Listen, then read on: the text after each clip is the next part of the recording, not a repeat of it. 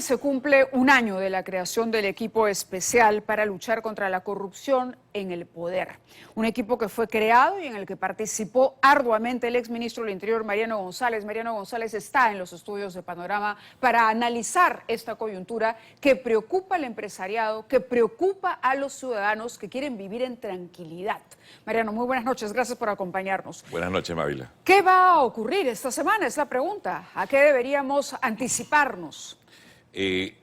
Vivimos en nuestro país en una situación permanente de crisis política, de crisis de gobernabilidad. Hace algunos años se empezó todo esto cuando se pretendió desconocer el triunfo electoral de Kuczynski y hemos ido de tumbo tras tumbo hasta que se llegó a Castillo.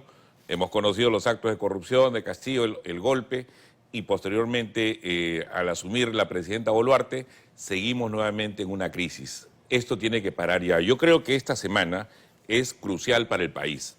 Y así como es preocupante toda la movilización en lo que ustedes han expuesto en esta nota, sí, pero también creo que es una gran oportunidad para la clase dirigencial. Hace bien usted en referirse a los empresarios, pero creo que la responsabilidad política del gobierno, del Congreso y de la sociedad civil en general nos tiene que llevar a iniciar un proceso de diálogo, así no le guste a mucha gente. Ahora, lo que hemos visto es que también hay personas y asusadores que no parece estar convencidos de una marcha pacífica o de la posibilidad de diálogo. Y eso es algo que es innegable. Innegable. Si bien es cierto, disculpe que le corte, hay un grupo de gente que responde a intereses muy bajos y a economías ilegales, narcotráfico, minería ilegal. ¿Que siguen presentes, diría usted? Yo creo que sí, pero es una porción mínima.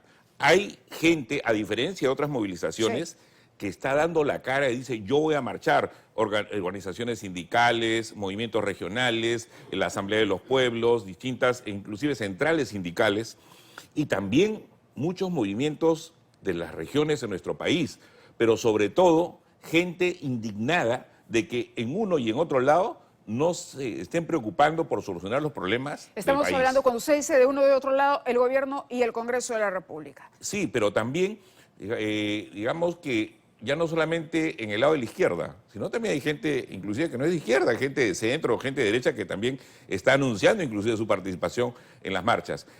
Omar Coronel, es un sociólogo que hace algunos días hizo un mapeo de quiénes estarían marchando y hay distintas tendencias, desde una mínima parte de gente que dice que reclama aún por Asamblea Constituyente y o Castillo. O por el retorno de Castillo a la presidencia, cosa que es absolutamente inviable. Pero hay un gran punto de coincidencia que es que necesita la gente entender que esta situación no puede continuar y para ello piden desde adelanto de elecciones hasta por lo menos un cambio de gabinete.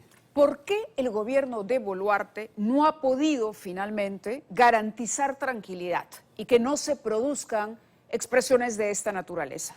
Pueden ir desde las marchas pacíficas hasta los hechos de violencia por parte de estos grupos radicales. Por eso decía que esta semana es crucial para el país y es una gran posibilidad para el gobierno de la presidenta Boluarte de cambiar de rumbo. Porque si esto no sucede, lamentablemente, mucha gente que inclusive está dispuesta a dialogar, que hoy no está dispuesta a marchar esta semana, después de Fiestas Patrias, si no hay un rumbo definido, probablemente sí esté dispuesta a marchar. Esta es una gran oportunidad para la presidenta Boluarte para legitimar su gobierno. ¿Cómo se legitima el gobierno de Boluarte? Digamos, ¿qué es lo que esperaría usted que anuncie ella en 28 de julio, que puede ser una buena oportunidad para definir la estrategia de gobierno? El diálogo entre peruanos y peruanas, entre gente que piensa de una manera y otra manera.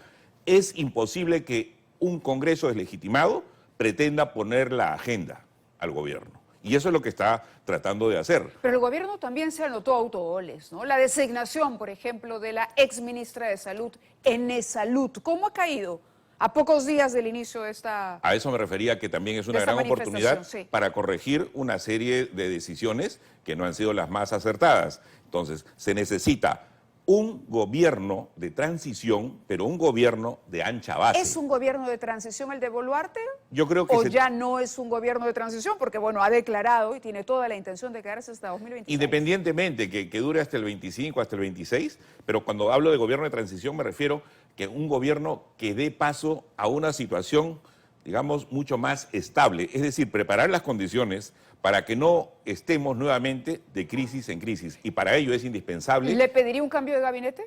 Claro que sí, y creo que es indispensable además un gabinete de muchísima base, es decir, con profesionales y políticos que tengan el suficiente peso político, el suficientemente peso personal inclusive, para que puedan aportar en las distintas carteras. El crecimiento económico es algo que preocupa no solamente a los empresarios. Estamos estancados. Estamos estancados, y repartir el dinero no es una buena gestión en el ámbito económico. Necesitamos en el ámbito de la seguridad también tener una iniciativa importante. Hace algunas semanas ha habido un cambio de percepción, creo, de la población respecto a la policía, Sí. y eso es positivo. Sí. Hay que seguir apoyando esas iniciativas. Nuestra ¿Cómo policía... analiza el papel de Alberto Otárola como jefe del gabinete? Yo creo que él se juega esta semana también una situación muy, muy importante. Es decir, o se reenrumba el gobierno o se hace muy necesario un cambio de gabinete. Será una semana entonces que pondrá a prueba de supervivencia prácticamente, será una prueba de fuego para el gobierno de Boluarte con el respaldo del señor Otárola, Sí. con el señor Otárola, que es la mano derecha, digamos, esto ya lo sabemos todos. Pero claro, hay que tomar una serie de medidas. La policía, las estrategias que se están diseñando desde el Ministerio del Interior para garantizar por lo menos que la gente pueda ir a trabajar, ¿le parecen adecuadas? Sí, nuestra policía y nuestras Fuerzas Armadas están convencidas del apego sumamente necesario e irrestricto al respeto de los derechos humanos. Es decir, no solamente a toda la normativa del Estado peruano, sino también a las normas internacionales del que el Perú es, digamos, suscriptor. Pero también hay un interés en proteger a la ciudadanía. El problema ya no es nuestra policía ni las Fuerzas Armadas. El problema es la conducción política que se debe tener en estas circunstancias. No podemos pretender los políticos que nuestra policía y las Fuerzas Armadas nos hagan el trabajo. El trabajo se tiene que hacer Ni desde la vivir política. en un permanente estado de emergencia. Sin embargo, la nota ha revelado que todavía hay grupos violentos. Usted estuvo aquí en Así Panamericana el día precisamente que se atentó contra este edificio, y uno de los que dirigía esa...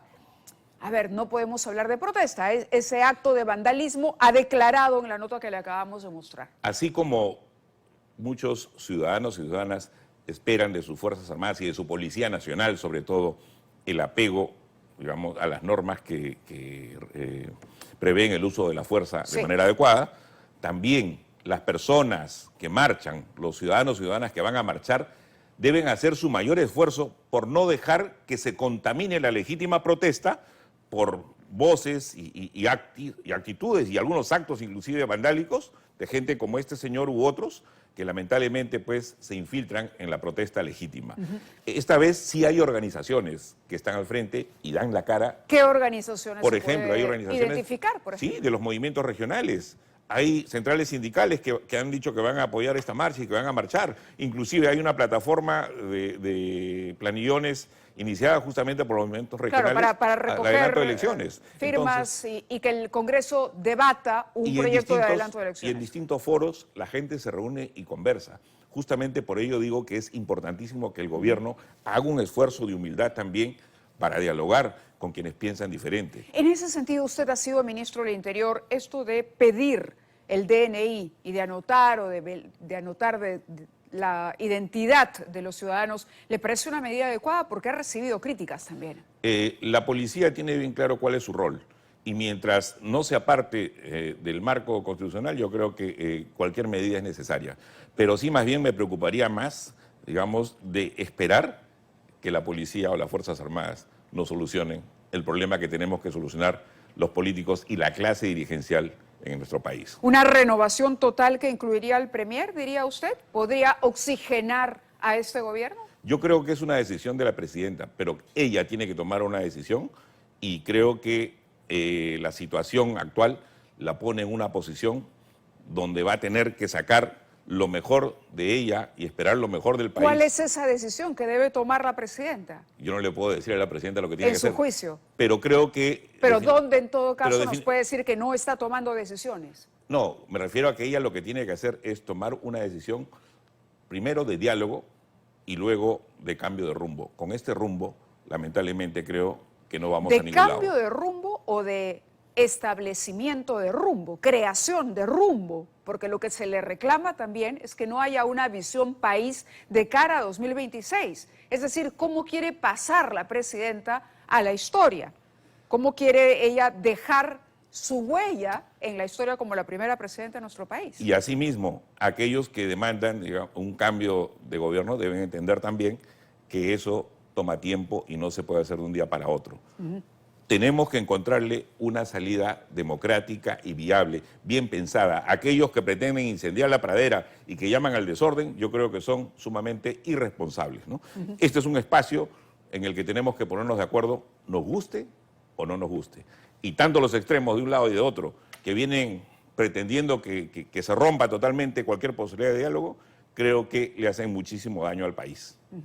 ¿Qué anuncios esperaría usted de la presidenta en su mensaje, además del cambio de gabinete? Por ejemplo. Por ejemplo, lo dije hace algún tiempo también en uno de sus programas, Mávila, creo que hay que hacer un plan al verdadero bicentenario del Perú. El verdadero bicentenario es el año 24, es decir, después de Junín y Ayacucho.